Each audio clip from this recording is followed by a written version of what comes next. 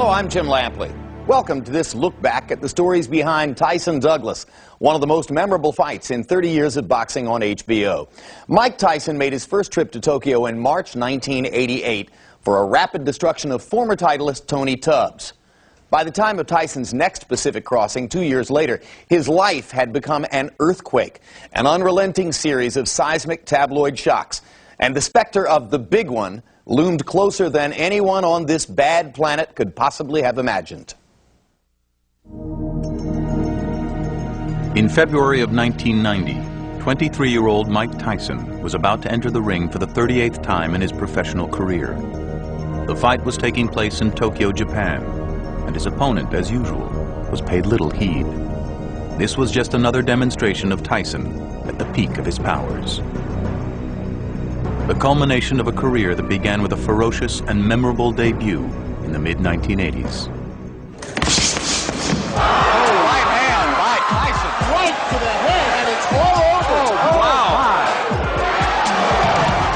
Well, a lot of Tyson's early opponents were terrified because of his record and his manner, and the way he just came roaring out of the corner and was throwing punches nonstop.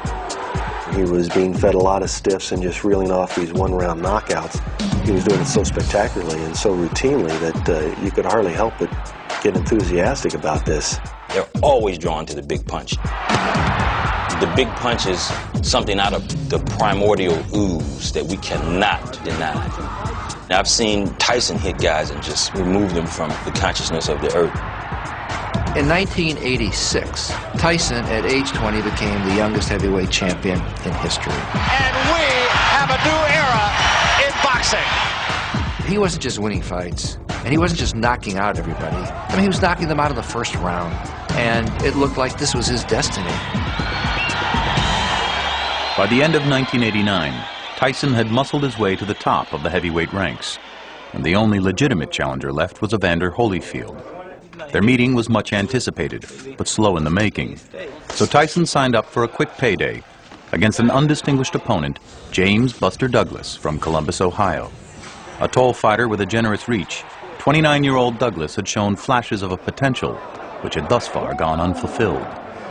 In 1990, Buster Douglas was just another heavyweight out there who looked like a sitting duck for Mike Tyson. Buster Douglas was one of the great underachievers of his time. He always was sort of perceived as a guy who didn't really like to fight. You know, he had a lot of tremendous physical talent. The big debate was, is anybody going to go to Tokyo to cover the fight? The only important stage that Buster Douglas had ever been on before this fight was against Tony Tucker, a good fighter. And he was beating Tony Tucker until he ran out of gas. That was interpreted as, this guy doesn't have heart, will, spirit, need, whatever it was. Only one betting parlor would put up odds on the fight, and that was probably just as a gag. They say it was 42-1, it was 1,000-1, or 1,000,000-1. No one gave us a prayer.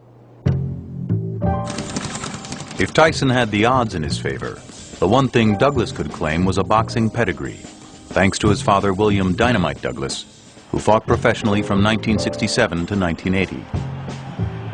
Bill was an aggressive fighter. He'd throw body shots a lot like Mike Tyson, and he had a left-right combo that'd take your head off. He had a heavy bag in his basement. He would work all day at a hard job, go home, hit this heavy bag, and train himself. My father took me in the gym when I was 10. He was a center leader at the local gym here. I was on him about, wanting to come in and box. Bill coached James, and he was probably harder on James than any one of his boxers because he wanted James to have all the opportunities that he never got in a professional race. Bill was a nice man, but he was a no-nonsense guy. Buster sort of took after his mother, was just a sweet, kind, nice lady. A lot of times James would want to play basketball in the gym, and Mrs. Douglas would come and get him out the gym and get him back into the boxing room so that he can continue his training. She wanted her son to be even better than her husband. Buster Douglas. After Douglas turned pro in 1981, in spite of his inconsistencies, he did go farther than his father had as a boxer. And in signing to fight Tyson, Douglas would have a chance, however far-fetched, to win the world title. But just 23 days before the bout, everything changed when Buster's mother, Lula Pearl, died of a stroke at age 47. I called James and I said, let's cancel the fight. He said no. I was more determined. I told him, I said, I'm all right. And I think that even helped the intensity even more. He told me that she would want him to go on. He was very close to his mom. Before she had passed, she come to his house and she was real worried about him fighting Mike Tyson because she had heard what an animal he was. And he goes, no, I'm okay, I'm gonna beat him. She had went and told one of her girlfriends, oh, Buster's gonna beat Mike Tyson, you know? So that really gave him confidence too. She was having her battles, but yet she was still looking out for her baby. I mean, that's love, you know? Soon after his mother's death, Buster resumed training, keeping his grief private until one moment after a workout, a few days before the fight. He had his head down with a towel over his head. And I picked the towel up and he was just sobbing. Just broke down, and it was because of his mom, you know. That was the first time that I had saw that, and I thought, oh, he just told me he missed his mom. In February of 1990, the boxing press, Mike Tyson, and a grieving but focused Buster Douglas traveled to Tokyo. The story of his mother's death had been communicated to us, but we didn't know at that moment that it had somehow galvanized him. He was, for this one big occasion, going to be the fighter of his dreams. We covered that fight almost as an afterthought, and we got there late in the week, and Tyson was sort of off limits or jetting around, I don't know which. At that point, the only person available was Douglas, because who wanted to talk to Douglas? Fear was a lot of Tyson's weaponry in the past when he was at his greatness. The fighters came in almost frozen, almost the prey of a cobra. But Buster Douglas, by his mother just dying, he had no fear. What do I care? That just happened to be the perfect timing that he had to fight a dissipating Tyson whose mind is going everywhere, and a lot of it's following Robin Gibbons' retreating figure.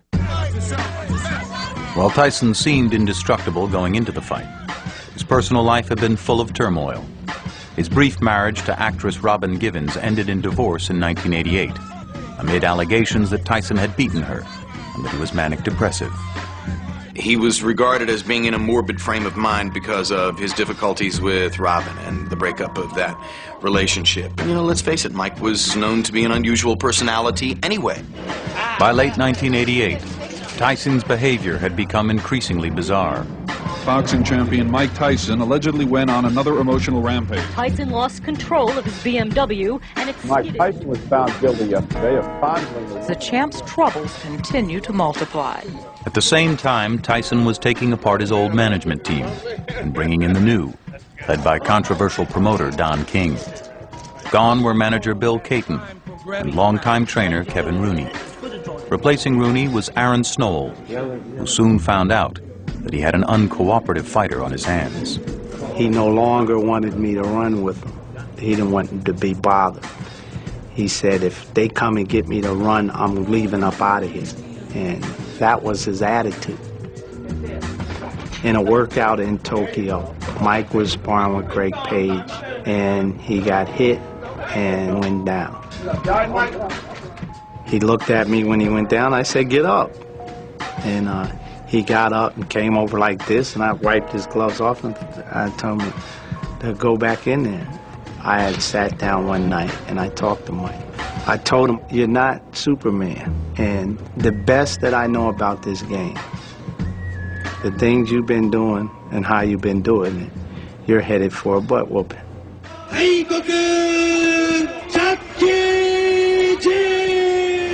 And we are live inside Korakuen Stadium in Tokyo, Japan, as HBO Sports presents World Championship Boxing. This was a fight that took place at about 9 o'clock in the morning in Japan so that it could be broadcast to New York. And it was the weirdest feeling I've ever had in a fight, because the people were totally, I wouldn't say unenthusiastic, but they were so polite.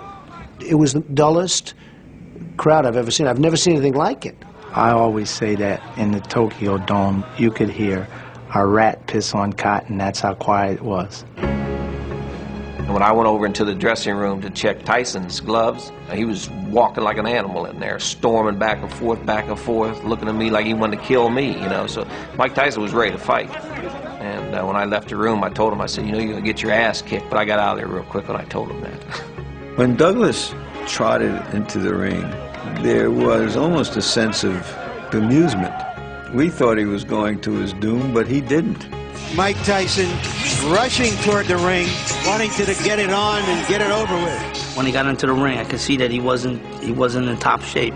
And plus I had heard, someone said he wasn't really doing any training and he was, you know, having a good time over there, and you can have a good time in Japan. But Douglas was in good shape. I remember that. James Buster Douglas!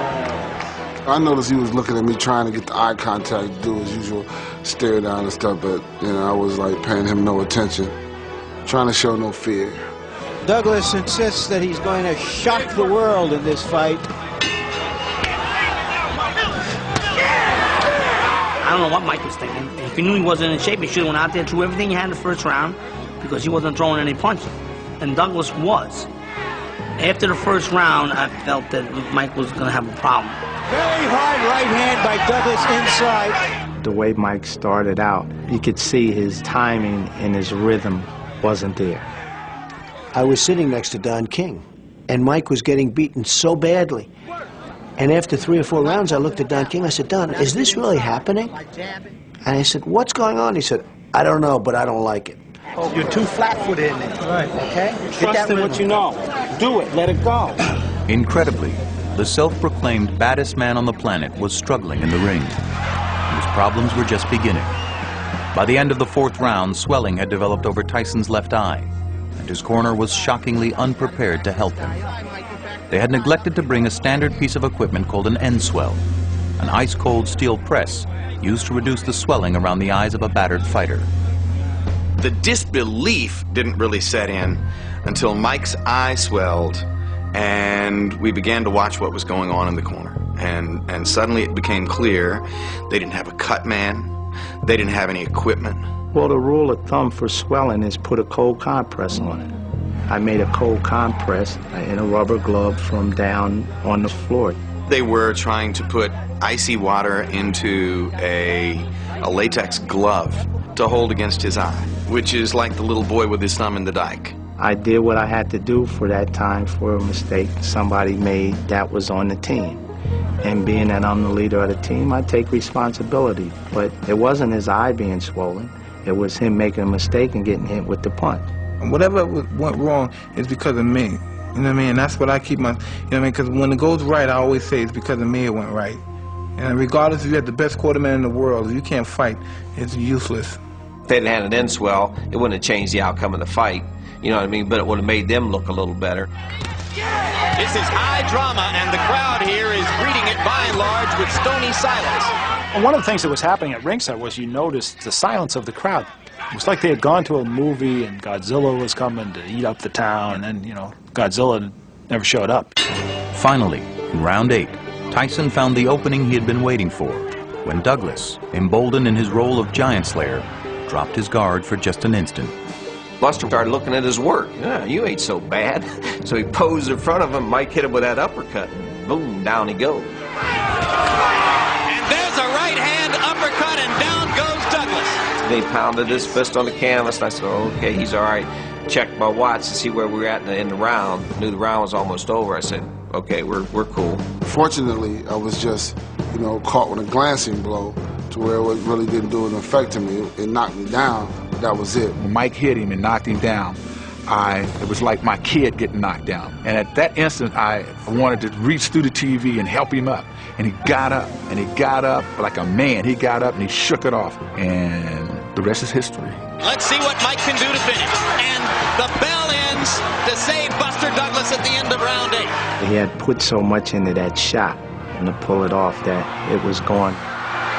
Mike normally would just swarm all over a guy when he had him hurt, and he just didn't have it in him. And Mike has slowed down, maybe a tiny bit arm weary. He hits the guy with his best Sunday punch, and the guy gets up, He's like, oh, if that don't take, you know, the desire out of you, nothing will. Douglas coming back with a left and right. Tyson is wobbling. Douglas wailing away. Tyson, who had absorbed tremendous punishment, was unable to summon the energy to capitalize on the knockdown. Douglas came back strongly in the 9th round and sensed that Tyson was a spent force in the 10th. The fight of Douglas's dreams was now the fight of his life. I started popping him with them jabs, seeing he wasn't moving as much as he was before. Then I pivoted, you know, where I got leverage and came up with it, you know, a real good uppercut. Bow. Oh, the uppercut! And I swear, if Mike Tyson's neck wasn't so big, it ripped his head off. When he hit him, I actually went like that. I swear to God, I did. I went like that. I thought maybe he knocked his head off. He hit him so hard with that uppercut. And then he just come with combinations and just drilled him. He fell right in our corner. I said, you're done. Stay down, Mike. I said, oh, shit. That's what went through my mind. What an uppercut by Douglas, and down goes Tyson. And I'm thinking crazy. I'm saying they won't allow me to fight if I don't have the mouthpiece in my mouth. So I'm grabbing for the mouthpiece. It was over. I tried to get up, and I was hazy. I didn't know where I was at. It's over. It's over. Mike Tyson has been knocked out. At the end of the fight, he asked me what had happened, and I said, you got knocked out. He wasn't feeling too good. His eye was swollen shut. He wanted to break down and cry, but he held himself together. He took his butt whooping like a man. And new heavyweight champion of the world, James Let's go ahead and call it the biggest upset in the history of heavyweight championship fights. Buster beat him at his best. And that myth about him not being in shape, that's not true. Because if he wouldn't have been in shape, he'd have been out there in about the 2nd or 3rd round because Buster was humming him. He just got his butt handed to him, and that's the excuse that he tried to use. Why did it happen, James? Because I wanted it. Why? Why did you win this fight that nobody on the planet gave you? His mother. In what way? God bless her heart. People around him were saying, let's go, let's get out of here. You want to go, James? No, let him talk. But that was his moment, and he wanted to speak. And I remember myself very clearly saying, let's just follow him as he's dealing with these extraordinarily human emotions. I'm just feeling real good and finally able to exhale with all the things that have been going on that I had to keep inside. The main thing I wanted to do was express my joy for my father and my mom, but my father. And Dad, this one is for you. I love you. He's my hero. To take the baton, so to speak, and then just to fulfill a dream, not only for myself, but for him, was just the most rewarding thing in the world. But in boxing, nothing is ever as simple as it seems. While the world had witnessed a stunning upset victory, Don King would brazenly claim that the real winner was Tyson. I said, I told you, Don, I told you we were going to kick his butt. And he said, get away from me, I'm protesting. I said, protesting what? King claimed that when Tyson knocked Douglas down in the 8th round, the count went long and should have been ruled a knockout in favor of Tyson. Though tradition holds that the defeated champion keeps his belts, in the chaos following the fight, Russell snagged one of Tyson's belts, figuring that in the event of a protest, possession is 9/10 of the law. They were all looking for the belt. I gave it to Buster when we got back. I said that they could protest it, but they can't take the belt because we got the belt. And then it starts with the, you know, accusations, well, they might not let you be the champion. You might have to relinquish the belt and fight again for the belt. You know, it's like, well, you might have won the fight, but you're not going to enjoy being champion. Word came that there was going to be a meeting back at the scene of the crime. You didn't know what was up, but you knew it wasn't going to be good for Buster Douglas. It was one of the most contentious press conferences I've ever seen. The door banged open and they walked to the side, and the image in my mind was, now you know what it feels like to be working at a 7-Eleven at 4 in the morning when they come in to rob you. And there's nothing that you can do. Here they come. Don King perhaps because he wasn't in America, was behaving with amazing impunity and bravado. I mean, he just assumed that he could overturn this decision, this knockout, with no problem at all. And for a while, it looked like he would. Everybody has seen the facts, and the facts are irrefutable and incontrovertible. First knockout totally obliterated the second knockout. You know, claiming that Douglas had been knocked out. Well, Douglas hadn't been knocked out. The guy said 9, he got up. This is boxing baloney. This is not true. King went to the videotape, questioning the accuracy of referee Octavio Meyron's count. But according to boxing rules, the ref in the ring is the ultimate authority. And even if the count as executed by Meyron was slow, it was final. More important, Douglas was on his feet at 9 and ready to fight. Silenced by the public's vocal support for the new champ, King abandoned his quest to take back the title. When he came home, it was like nothing I'd ever seen before. The pride that the city had, there was so much excitement, and it was amazing how many people admitted they were on the bandwagon. We knew you were going to do it, Buster. And the news was just rocking with James Buster Douglas from Columbus, Ohio. He was like a king in this community because he represented someone getting to the top.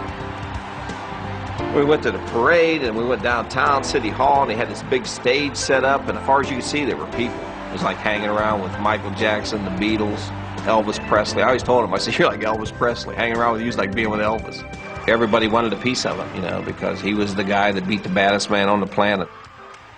I was embraced, you know. That was cool, nice reception when I came back. But that was a lot of demands. You know, I got to do the talk shows. That was all right, but I'd much rather have been just at home, just chilling. Later that year, an overweight and underprepared Douglas was quickly knocked out by Evander Holyfield, losing his title, but gaining a $24 million payday in the process. Douglas retired to Florida, where he grew to the dangerously unhealthy weight of nearly 400 pounds and almost died in a diabetic coma. Forced to get fit again just to stay alive, Douglas staged a comeback, winning 8 of his 9 bouts before retiring for good in 1999. I always wanted to do something in a good light to where it showed that I existed in this world. You know, it all came together for me.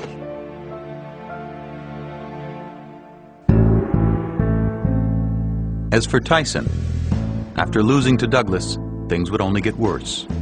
He fought just 4 more times before being sent to prison in March of 1992 for the rape of a beauty queen.